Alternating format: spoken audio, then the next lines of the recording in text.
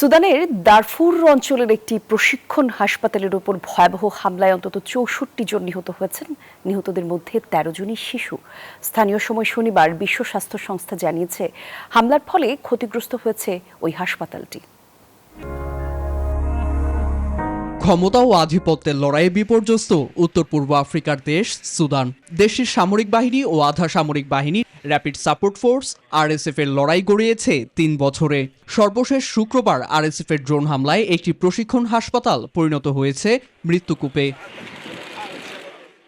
বিশ্ব স্বাস্থ্য সংস্থা WHO জানায়, অর্ধশতাধিক নিহতের মধ্যে বেশিরভাগই শিশু।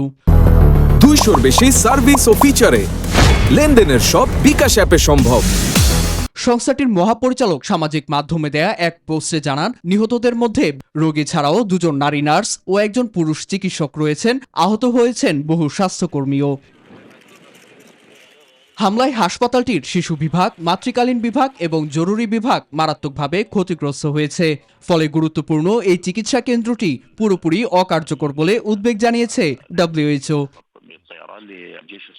২০২৩ সালের এপ্রিল থেকে শুরু হওয়া সংঘাত রূপ নিয়েছে মানবসৃষ্ট সংকটে, যেখানে প্রাণ গেছে অন্তত ২০০০-এর বেশি বেসামরিক মানুষের।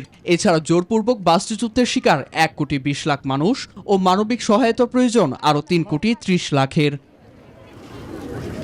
জাতিসংঘ সহ আন্তর্জাতিক মহল এই হামলার তীব্র নিন্দা জানিয়েছে। তাদের মতে, সংঘাতের পক্ষগুলো ক্রমশ শক্তিশালী ড্রোন ব্যবহার করে জনবহুল এলাকায় হামলা চালাচ্ছে, যা বেসামরিক মানুষের জন্য মারাত্মক হুমকি হয়ে উঠেছে। নীরব দাস, নিউজ 24।